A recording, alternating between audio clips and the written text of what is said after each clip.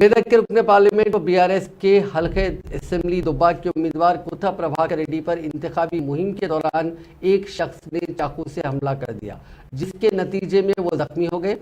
ये वाकया दौलताबाद मंडल के सुरारामपल्ली गांव में पेश आया। प्रभाकर रेड्डी को फौरी तौर पर इलाज के लिए गजवेल के सरकारी दवाखाना मुंतकिल किया गया। इसी दौरान हमलावर पर रुकने पार्लियामेंट के हामियों, बीआरएस के कारकुन और हुजूम ने हमला कर दिया। बाद हमलावर को पुलिस के हवाले कर दिया गया, जिसकी शिनाख्त राजू के तौर पर की गई। उसने कबल मकामी न्यूज ऐप के लिए रिपोर्टर के तौर पर काम किया था। वहीं प्रभाकर रेड्डी को बेहतर इलाज के लिए हैदराबाद के यशोदा अस्पताल मुंतकिल किया, जहां बाद रियासती वजीर हरीश राव ने उनसे मुलाकात की।